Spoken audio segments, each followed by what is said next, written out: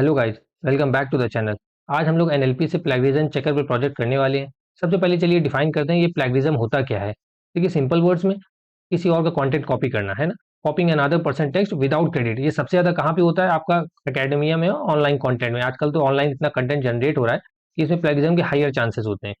इसको डिलीट करने के क्या अप्रोचेस होते हैं? देखिए जो इसके ट्रेडिशनल अप्रोचेस है उसमें से एक तो है एग्जैक्ट टेक्स्ट मैचिंग, यानी कि आइडेंटिकल सीक्वेंस ऑफ वर्ड्स आप देखते हो सोर्स वाले में और जिससे आप कंपेयर कर रहे हो उन दोनों को आपस में आइडेंटिकल सीक्वेंस ऑफ वर्ड अगर मैच करता है तो उसे आप एग्जैक्ट टेक्स्ट मैचिंग कहते हो। एक टीएफ आईडीएफ की हेल्प से आप कोसाइन सिमिलैरिटी निकालते हो हर एक सेंटेंसेस के बीच में। इसमें क्या होता है, आप देखते हो किसी एक डॉक्यूमेंट के लिए कौन से वर्ड ज्यादा इंपॉर्टेंट है, और क्योंकि टीएफ आईडीएफ में यही तो होता है, आप वर्ड्स को इंपॉर्टेंस देते हो और फिर आप उनके बीच के एंगल निकालते हो, कुछ आप कोसाइन सिमिलैरिटी वगैरह बोलते हो। ठीक है। और थर्ड होता है आपका कीवर्ड मैचिंग। इसमें क्या होता है, आप पहले जैसे ओरिजिनल जो आपका डॉक्यूमेंट है उससे आप लोग एक्सट्रैक्ट करते हो जो की कीवर्ड क्या है पूरे डॉक्यूमेंट के, वो सारे कीवर्ड आपके जिस डॉक्यूमेंट में आप चेक कराओगे उसमें भी प्रेजेंट है, तो आप बोलते हो कि ये दोनों के प्लेगरिज्म हो रखा है, ये मैचिंग कंटेंट है। लेकिन इसकी कुछ लिमिटेशन भी है, जैसे कि कैन नॉट डिटेक्ट पैराफ्रेजिंग। अगर सेंटेंसेस को पैराफ्रेज कर दिया जाएगा तो फिर डिटेक्ट करना आसान नहीं होता इन अप्रोचेस में। और कैन नॉट अंडरस्टैंड मीनिंग, यानी मीनिंग के बेसिस में हम नहीं देख रहे हैं, हम वर्ड्स या फिर उसके कीवर्ड के बेसिस पे देख रहे हैं ना, इसीलिए हमको डीप लर्निंग की हेल्प लेनी पड़ती है। उसी पे मान लो आज प्रोजेक्ट करने वाले हैं। देखिए हमारे डेटा सेट में 3 कॉलम्स होने वाले हैं। सोर्स टेक्स्ट जो कि हमारा ओरिजिनल टेक्स्ट होने वाला है, दूसरा हमारा प्लेगरिज्म टेक्स्ट जिससे हमको कंपेयर करना है, और लास्ट में हमारा टारगेट कॉलम होगा लेबल, जो कि हमें बताएगा कि सोर्स टेक्स्ट प्लेगरिज्म टेक्स्ट वाले कितने ज्यादा सेम है। अगर प्लेगराइज्ड है तो 1 होगी यहाँ पे वैल्यू, वरना 0 होगी। ठीक है, ये डेटा सेट आपको कैगल पे मिल जाएगा, इसका लिंक आपको डिस्क्रिप्शन में दे देंगे। तो चलिए फ्लो समझते हैं कैसे इस प्रोजेक्ट को करने वाले हैं। सबसे पहले तो वही अपना जो हर एनएलपी प्रोजेक्ट में होता है, प्री प्रोसेसिंग करना है अपने टेक्स्ट में। सबसे पहले हम सारे वर्ड्स को इंग्लिश के लोअर केस में करेंगे, फिर पंचुएशन को रिमूव करेंगे, सारे अपने टेक्स्ट को टोकनाइज करेंगे, और फिर सारे जो टोकनाइज टेक्स्ट के सेंटेंसेस होंगे उनको हम पैडिंग से सिमिलर लेंथ का कर देंगे, है ना। क्योंकि हमारा जो एनएलपी के डीप लर्निंग के मॉडल्स होते हैं वो इनपुट सेम लेंथ का एक्सपेक्ट करते हैं। लेकिन टोकनाइज क्या होता है, एक बार आपको रिवाइज करा देते हैं। बेसिकली टेक्स्ट जो इंग्लिश वर्ड होते हैं वो तो हमारी मशीन समझती नहीं, तो उनको हम लोग इंटीजर में कन्वर्ट कर देते हैं। यानी कि जैसे ए कैट सिट्स है तो हम अपनी वोकेबुलरी की हेल्प से उनको एक नंबर्स असाइन कर देते हैं, टोकन बेसिकली। अब यहाँ पे सिंपलिसिटी के लिए आप समझो कि एक टोकन जो होता है वो एक वर्ड के बराबर होता है, लेकिन एक्चुअली में कई तरीके होते हैं टोकनाइजेशन के भी, है ना। तो पहले पहले हम टोकनाइजेशन वगैरह कर देंगे, प्री प्रोसेसिंग कर देंगे। उसके बाद हम लोग अपना मॉडल का आर्किटेक्चर बनाएंगे जो कि एलएसटीएम होने वाला है। उसके बाद उसकी हम ट्रेनिंग करने वाले हैं, फिर रिजल्ट्स को हम लोग कंपेयर करेंगे, और लास्ट में हम लोग कुछ डेटा पॉइंट्स को लेकर सैंपल प्रेडिक्शन के रूप में देखेंगे कि हमारा मॉडल कितना अच्छा परफॉर्म कर रहा है। कुछ टेक्स्ट प्लेगराइज्ड होंगे, कुछ नहीं होंगे, और उन पे अपने मॉडल की एक्यूरेसी को हम लोग चेक करने वाले हैं। तो चलिए स्टार्ट करते हैं। हम लोग कैगल पे ही कोड करने वाले हैं, क्योंकि यहाँ पे फ्री का ये देखिए जीपीयू का रिसोर्स मिलता है। ठीक है, हमको एलएसटीएम का मॉडल ट्रेन करना है, उसको फास्टर ट्रेनिंग के लिए हमको जीपीयू का एक्सेस चाहिए होगा। ठीक है, तो आप भी या तो गूगल कोलैब पे कीजिए, या तो फिर आप यहाँ पे आके अकाउंट बना के फ्री में आपको 30 आवर्स का वीकली कोटा मिलता है। ठीक है। अब देखिए मैंने मोस्टली सारा कोड लिख रखा है, लेकिन जो सबसे इंपॉर्टेंट कोड होने वाला है आज के इस नोटबुक का, एलएसटीएम मॉडल को बिल्ड करना। क्योंकि देखिए अब तक जो आप रेगुलर एलएसटीएम मॉडल बिल्ड करते थे उससे थोड़ा सा आर्किटेक्चर का डिफरेंट होता है। मैं आपको बताऊंगा कैसे करना है। बाकी जो ज्यादातर कोड आप हर एक प्रोजेक्ट में करते हो ऑलमोस्ट सिमिलर है, समझाना बहुत आसान है।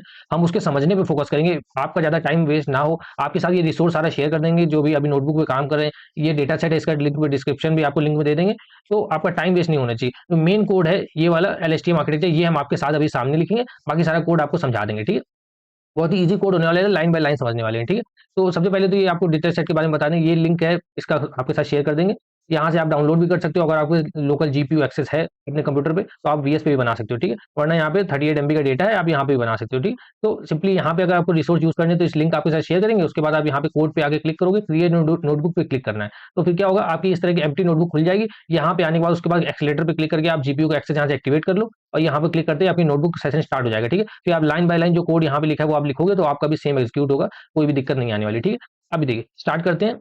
अब देखिए सबसे पहले आपको चीज समझनी क्या है कि हम एक एनएलपी के प्रोजेक्ट पे काम कर रहे हैं। ठीक है, इस पे डेटा की प्रोसेसिंग करनी पड़ती है हमेशा, क्योंकि वर्ड्स में डेटा होता है हमारा, उसको हमें नंबर्स में कन्वर्ट करना पड़ता है। ठीक है, चलिए सबसे पहले बेसिक इंपोर्ट करते हैं हम अपना।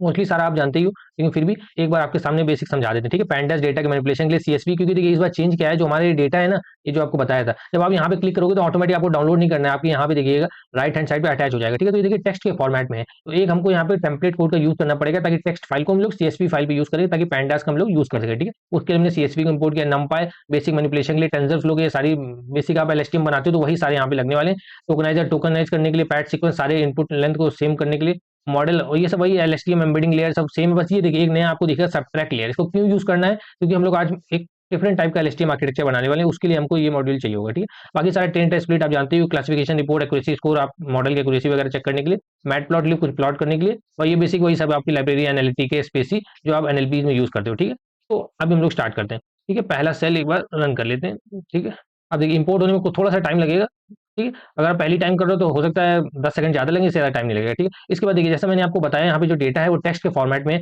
यहाँ पे क्लिक करके आप उसका पैथ कॉपी कर सकते हो, ठीक है। अब उसको देखिए, ये एक टेम्पलेट कोड है, इसको आपको ज़्यादा समझने की जरूरत नहीं है, पर ये कर क्या रहा है, इस टेक्स्ट फाइल को सीएसवी फाइल में कन्वर्ट करके सेव कर रहा है, ठीक है। तो वही हमको यहाँ पे करना है। अब देखिए फाइल का नेम क्या हमने रखा है, डेटा डॉट सीएसवी, ये देखिए यहाँ पे डेटा डॉट सीएसवी को राइट मोड में खोलेंगे, ओपन करेंगे किस फाइल को, ये जो लिंक यहाँ पे दिया हुआ है, यहाँ पे जो फाइल है यानी ये वाली फाइल, इसको हम लोग राइट मोड में खोलेंगे और इस फाइल नेम की एक फाइल क्रिएट हो जाएगी जिसके अंदर सारा डेटा वहाँ पे सेव हो जाएगा एक सीएसवी फाइल में, ठीक है। ये वही यहाँ पे सिंपल काम कर रहा है। अगर आपको समझना ही है तो आप इसको चैट जीपीटी में डाल के समझ सकते हो। बिल्कुल बॉयलर प्लेट कोड है, किसी भी तरह की टेक्स्ट फाइल को सीएसवी में कन्वर्ट करता है, ठीक है। तो इसमें ज़्यादा कुछ समझने वाली चीज़ है नहीं। इसको हम लोग रन कर लेते हैं, ठीक है। ये देखिए ये क्या कर रहा है, कन्वर्ट कर रहा है, ठीक है। सीएसवी फाइल इसने क्रिएट कर दी और यहाँ पे देखिए स्टोर कर दिया उसने, कहाँ गया, ये देखिए यहाँ पे, हाँ ये देखिए डेटा डॉट सीएसवी नाम से हमारी फाइल ये ट्रेंड हो गई, यानी टेक्स्ट से सीएसवी में कन्वर्ट हो गई। अब हम पैंडास की हेल्प से इसमें सारे फंक्शन तो पैंडास के वो परफॉर्म कर सकते हैं, ठीक है। अब देखिए अब simply PD dot read CSV करके हमने ये डेटा यहाँ से आप इसको पैथ कॉपी कर लो, चूंकि आपके आउटपुट डायरेक्टरी में तो आपको पैथ कॉपी करने की जरूरत नहीं, जो आपने नेम रखा वही यहाँ पे लिखोगे तो वो यहाँ पे लोड हो जाएगा, डीएफ में लोड हो गया। डीएफ डॉट हेड करते हैं, इससे हमें क्या होगा, हमें दिखेगा 5 रोज सोर्स के और प्लेगरिज्म के। अब देखिए मैंने आपको पहले ही बताया था, इसमें यहाँ पे भी दिया हुआ है, यहाँ पे अच्छा डिस्क्रिप्शन अवेलेबल नहीं, कोई बात नहीं, मैं आपको बता देता हूँ।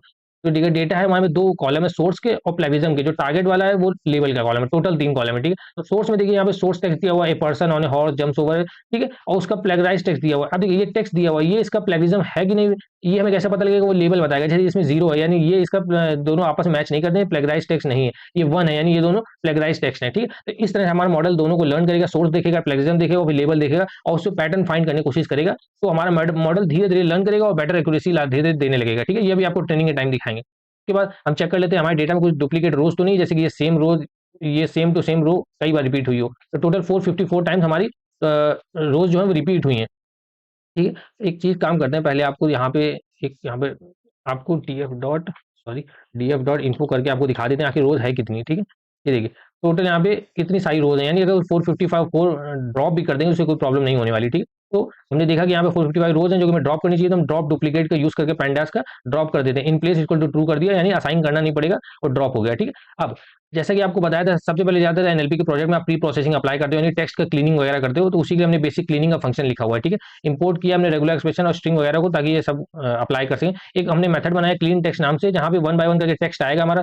कौन सा टेक्स्ट आएगा, सोर्स टेक्स्ट आएगा और प्लेगराइज टेक्स्ट आएगा, कि इन्हीं दो में देखिए इंग्लिश के वर्ड है, सोर्स वाले में और प्लेगराइज वाले में। लेबल वाले में तो देखिए ऑलरेडी इंटीजर है, तो यहाँ पे कुछ करने की जरूरत नहीं, ठीक है। तो सोर्स और प्लेगरिज्म टेक्स्ट को हम एक एक करके इस मेथड के अंदर भेजेंगे और ये सारे जो फंक्शन हमने अंदर लिखे हैं भी आपको बताएं क्या है, ये सब अप्लाई हो जाएगा और यहाँ पे वापस से सोर्स क्लीन और प्लेग क्लीन नाम के 2 कॉलम बनाएंगे, उसमें सेव कर देंगे, ठीक है। वही यहाँ पे किया है। सबसे पहले सोर्स टेक्स्ट में एस टाइप एसटीआर यानी स्ट्रिंग में कन्वर्ट किया और डॉट अप्लाई यानी कि ये कॉल हो जाएगा क्लीन टेक्स्ट, इसी का नाम यहाँ पे अंदर देते हो। जो भी आप फंक्शन बेसिकली कॉल कर रहे हो उसका नेम आपको यहाँ पे देना होता है, ठीक है। 1 बाय 1 करके यहाँ पे जाएगा और सारे ये अप्लाई हो जाएंगे और रिटर्न टेक्स्ट, यानी ये सब तीनों स्टेप अप्लाई होने के बाद जो टेक्स्ट होगा वो अप्लाई रिटर्न होगा, यहाँ पे सेव हो जाएगा, ठीक है। इसी तरह से प्लेगराइज वाले के साथ होगा। अभी देखिए सबसे पहले हम क्या कर रहे हैं, टेक्स्ट डॉट लोअर, यानी सभी जो इंग्लिश वर्ड्स हैं उनको लोअर केस में कर रहे हैं, ठीक है। उसके बाद ये लाइन क्या करती है, ये देखिए रेगुलर एक्सप्रेशन का यहाँ पे यूज कर रहे हैं। जो न्यू लाइन्स होती है ना स्लैश एन यानी कि न्यू लाइन, उसको हम लोग सेम लाइन में ले आएंगे स्पेस देके, ठीक है। तो वो स्पेसेस बेसिकली करता है, न्यू लाइन को स्पेसेस से रिप्लेस कर देगा, ठीक है।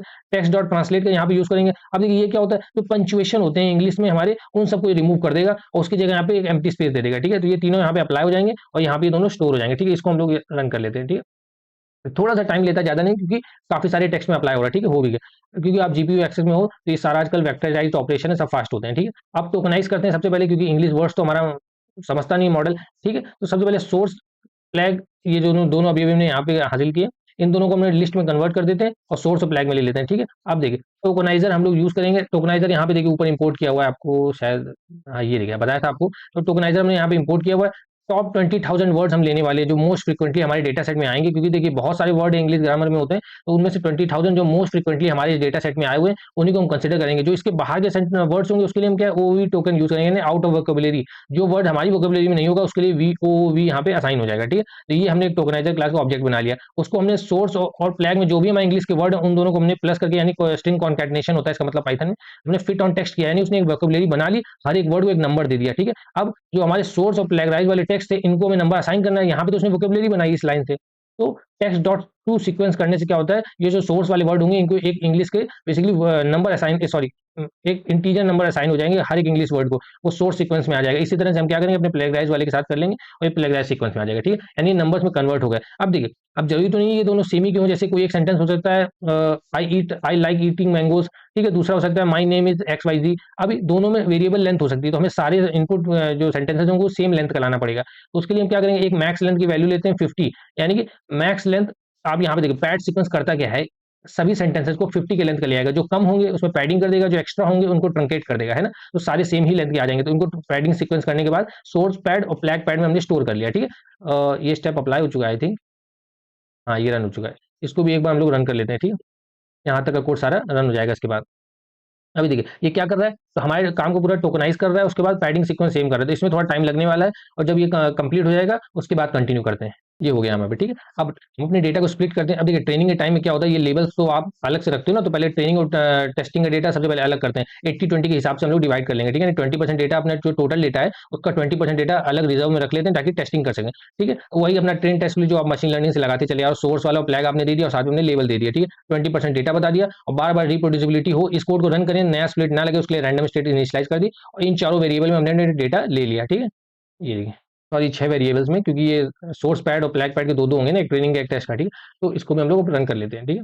अब देखिए यहाँ पे ये जो कोड था जो आपको बताया था आपके साथी लिखेंगे, यहाँ पे थोड़ा सा चेंज होने वाला, आपको एलएसटीएम जो आपने अब तक सीखा है वही यूज होगा, लेकिन एक एक्स्ट्रा लेयर सब्ट्रैक्ट वाली लगेगी। मैं आपको बताऊंगा क्यों लगाते हैं, यूज कर रहे हैं हम लोग, और क्यों बेनिफिशियल है, और वही एक तरीका है जिससे हम लोग एलएसटीएम का हेल्प लेते हैं प्लेगराइजेशन चेक करने के लिए, ठीक है। तो सबसे पहले हम लोग स्टार्ट करते हैं। अब देखिए इसको हम लोग देखिए साइमीज एलएसटीएम नेटवर्क कहते हैं, इसके बारे में आप और भी पढ़ सकते हो, ठीक है। इसमें एक बेसिकली लेयर चेंज होती है, इसीलिए इतना पॉपुलर है ये एक आर्किटेक्चर, ठीक है। अब देखिए तो कोड करने का शुरुआत का सारा स्टेप वही रहता है जो आप हर बार करते हो, वो कैब साइज इक्वल टू जो भी आपका वोकैब का साइज हो बेसिकली, तो वो कैसे आप पता करोगे, टोकनाइजर डॉट वर्ड इंडेक्स, क्योंकि आप पहले ही टोकनाइजर को बता चुके हो ना टोटल आपके वर्ड कितने हैं, +1 कर रहे हो, क्यों, क्योंकि आपके pass out of vocabulary word भी है एक, ठीक है। एम्बेडिंग डायमेंशन आप कितना लेना चाहोगे, आप कुछ भी ले सकते हो, 128 हम ले लेते हैं, ठीक है। आप 64 भी ले सकते हो बेसिकली। एलएसटीएम का डायमेंशन क्या होने वाला है, उसके लिए हम 64 ले लेते हैं, ठीक है। देखिए ये चीजें ऐसी है ना कि हाइपर पैरामीटर है, आपको खुद से ट्राई करना होता है, ठीक है। कुछ भी इसमें वैल्यू गलत सही नहीं है, लेकिन हर एक हाइपर पैरामीटर के लिए मॉडल अलग तरह से रिएक्ट करता है, ठीक है। अब हमें दो इनपुट मिलेंगे, इनपुट ए नाम दे देते हैं इसका, और इनपुट में अंदर हम लोग ले लेते हैं, ठीक है। इसका शेप क्या आने वाला है, शेप हो जाएगा हमारा मैक्स ऑफ, सॉरी मैक्स कह रहे हैं, मैक्स नाम है ये वेरिएबल का, मैक्स लेंथ, इसको ब्रैकेट के अंदर कर देते हैं, ठीक है। यानी कि ये पहला वाला बेसिकली वो होगा, क्या बोलते हैं, पहला डायमेंशन खाली दे रहा है, दूसरा वो अपने आप एक्सट्रैक्ट कर लेगा, ठीक है। इसी तरह से इसको कॉपी करते हैं, क्योंकि सेम ही चीज़ हमें लिखनी है, यहाँ पे पेस्ट करते हैं, ठीक है। ये इनपुट ए नहीं होगा, ये बी होगा, जिससे हमें कंपेयर करना है, ठीक है। यहाँ पे भी सब कुछ सेम ही होने वाला है, तो इसमें कोई दिक्कत नहीं, ठीक है।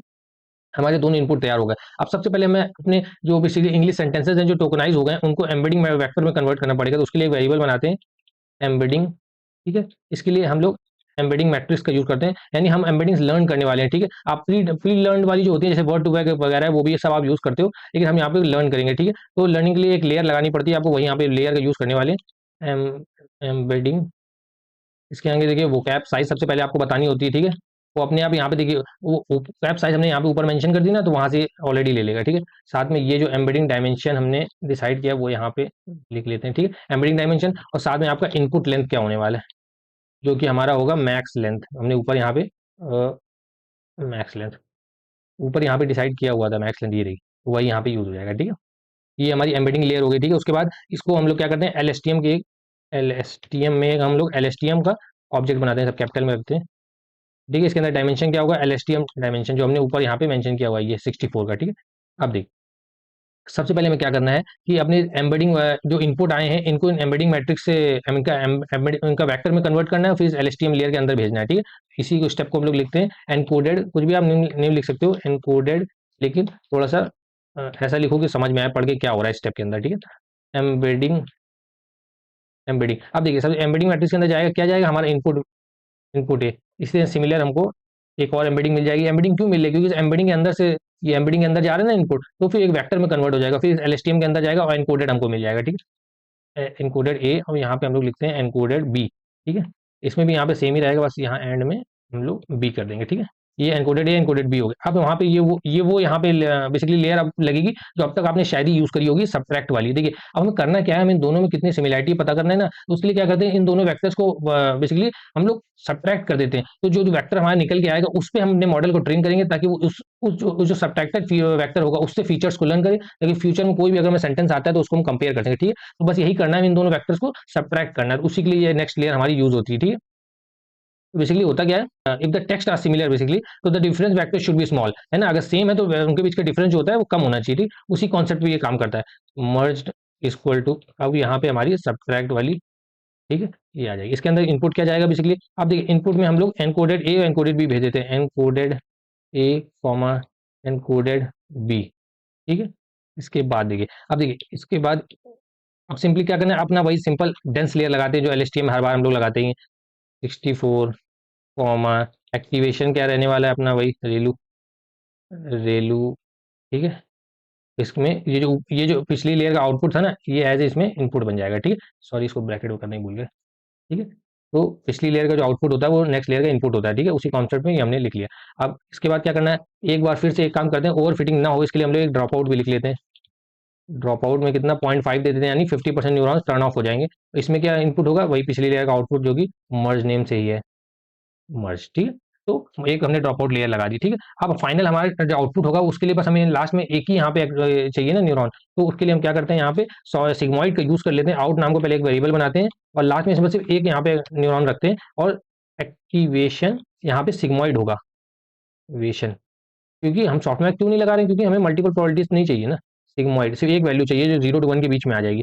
इसमें इनपुट क्या होगा, जो पिछली स्टेट का आउटपुट था, मर्ज्ड। ठीक है, तो ये हमारा हो गया आउटपुट वेरिएबल। ठीक है, अब इसके बाद देखिए, अब हमें क्या करना है, सिंपल अपना एक मॉडल बेसिकली बना लेना है जिसमें इनपुट आउटपुट डिस्क्राइब कर देने। उसके लिए एक मॉडल वेरिएबल, मॉडल लेयर के अंदर में क्या करते हैं, इनपुट्स अपने डिफाइन कर देते हैं। ठीक है, इनपुट हमारे क्या होंगे, दो इनपुट है आपके, इनपुट ए और इनपुट बी। तो input A comma input B, ये हमारे इनपुट हो जाएंगे, और साथ में हमको आउटपुट बताना होता है। तो आउटपुट इक्वल टू आउट।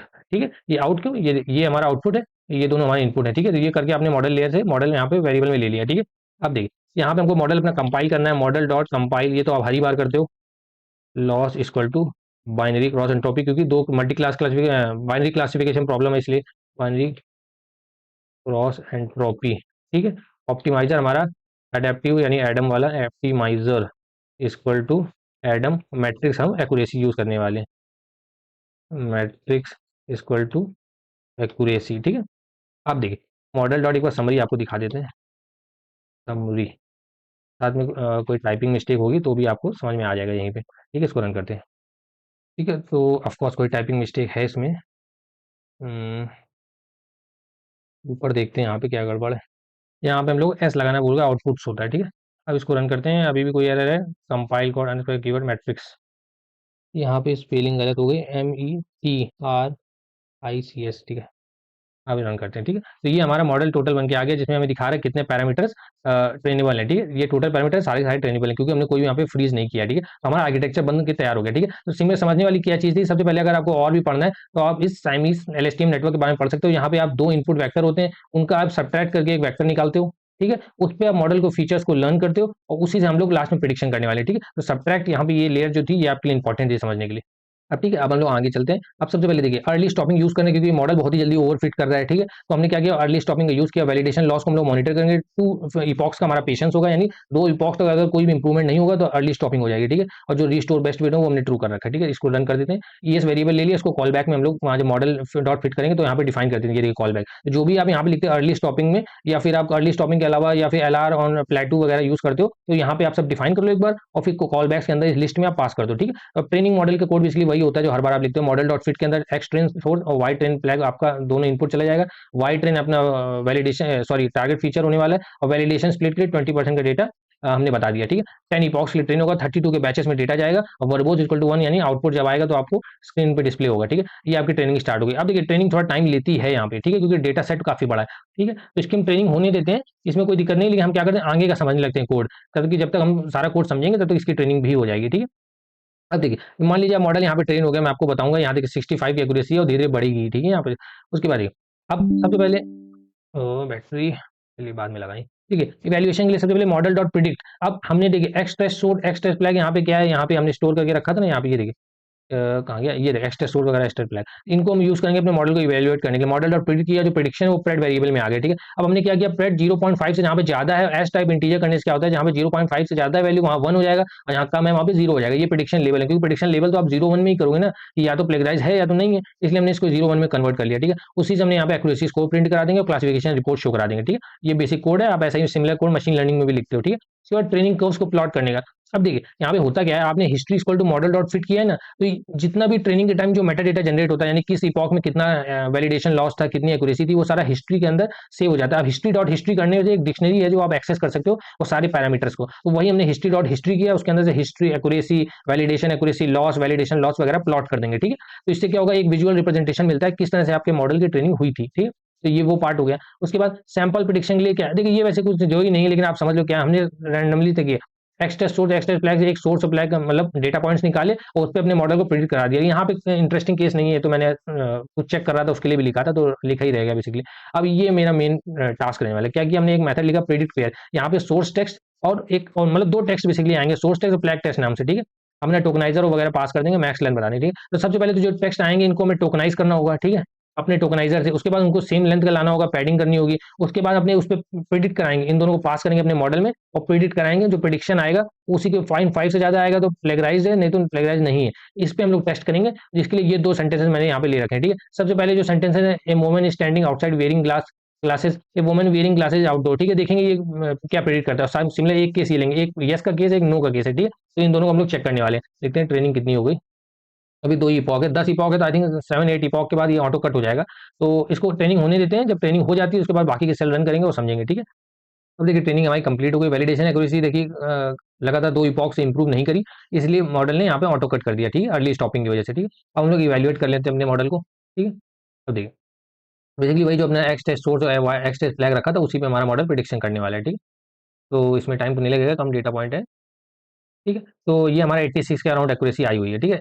सबसे इंटरेस्टिंग पार्ट तो लास्ट में, अभी हमारे वो हम अपना हिस्ट्री देख लेते हैं सारा किस तरह से ट्रेनिंग हुई। अब देखिए ये देखिए यहाँ पे क्लियरली दिख रहा है, अब येलो लाइन को देखिए, वैलिडेशन लॉस एक टाइम तक इंप्रूव कर रहा था कुछ इपॉक्स तक, उसके बाद हल्का हल्का बढ़ना स्टार्ट कर रहा है। ट्रेनिंग तो देखिए बढ़िया हो रही है, ट्रेनिंग लॉस घटता चला जा रहा है, लेकिन वैलिडेशन लॉस जब घटना कम कर देता है या फिर बढ़ने लगता है, तो भी इसका मतलब होता है ओवर फिटिंग की तरफ मॉडल जा रहा है। ऑटो कट हो गया है, लेकिन इससे भी अच्छा मॉडल हम लोग बना सकते थे।